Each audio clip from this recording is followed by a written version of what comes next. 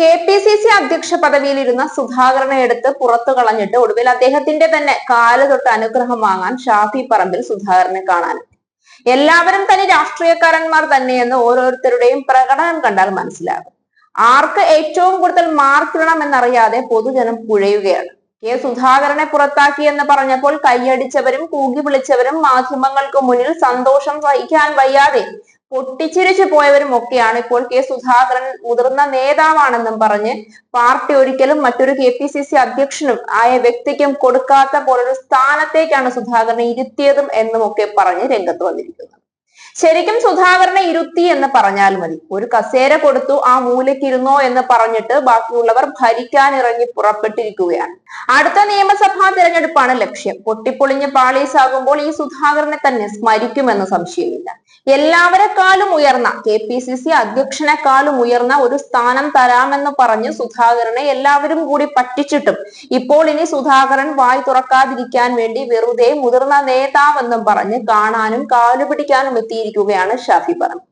തനിക്ക് ഷോൾ അണിയിക്കാൻ എത്തിയ ഷാഫി പറമ്പലിന് തിരിച്ച് ഷോൾ അണിയിച്ചിട്ട് ഞാൻ ബാക്കിലേക്കാണ് പോയത്, നീയാണ് പാർട്ടിയുടെ മുൻനിരയിലേക്ക് എത്തിയത്, അതുകൊണ്ട് നിനക്ക് ഞാനാണ് ഷോൾ ഇടേണ്ടതെന്ന് പറഞ്ഞുകൊണ്ട് തന്റെ പ്രതിഷേധം നർമ്മത്തിൽ ചാലിച്ച് മാധ്യമങ്ങൾക്ക് മുന്നിൽ പറഞ്ഞിരിക്കുകയാണ് സുധാകരൻ. ചിരി നിറഞ്ഞ മുഖത്തോടെയാണ് ഷാഫി പറമ്പിലും കോൺഗ്രസ് നേതാക്കളും ഇത് ഏറ്റെടുത്തതെങ്കിലും സുധാകരന്റെ വാക്കുകൾ കൊള്ളേണ്ട ഇടത്ത് കൊണ്ടു എന്ന് വ്യക്തമായി മുഖത്ത് നിഴലിച്ചു കാണാമായിരുന്നു. സുധാകരൻ എത്തുന്നതിന് മുന്നേ തന്നെ അദ്ദേഹത്തിന്റെ മുറിയിൽ നിലയുറപ്പിച്ച ഷാഫി പറമ്പിലിനോടും അനുയായികളോടും ആരോട് ചോദിച്ചിട്ടാണ് അകത്ത് കയറിയത്, ഞാൻ വരുന്നതിന് മുന്നേ അകത്ത് കയറിയോ, ആരോടും അനുവാദമൊന്നും ചോദിക്കേണ്ടേ എന്ന് തമാശ രൂപേണയാണ് സുധാകരൻ ചോദിക്കുന്നത് എങ്കിലും തന്നെ പുറങ്കാലിന് തട്ടിയ പാർട്ടിയോടും തനിക്കെതിരെ വിദ്വേഷ പ്രചരണം നടത്തിയ യുവ നേതാക്കളോടുമുള്ള അമർഷം നർമ്മത്തിൽ ചാലിച്ച് കൊള്ളേണ്ടിടത്ത് കൊള്ളിച്ചതാണെന്ന് കേൾക്കുന്ന ആർക്കും വ്യക്തമായി മനസ്സിലാകും.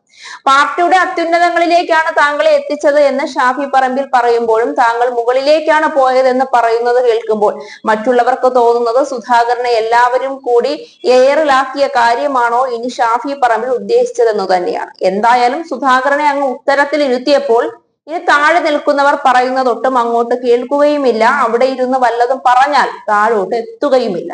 എന്തായാലും കാര്യം കുശാലായി. നിലം തല്ലി വീഴുന്ന കൊച്ചുകുട്ടികളെ സമാധാനിപ്പിക്കാൻ നിലത്തമ്മമാർ തല്ലി എന്തിനെന്റെ കുഞ്ഞിനെ നോവിച്ചു എന്ന് ചോദിക്കുന്ന ഒരു രീതിയുണ്ട്. സുധാകരനോട് ഈ പരിപാടി തന്നെയാണ് യുവ നേതാക്കന്മാർ കാണിച്ചത്.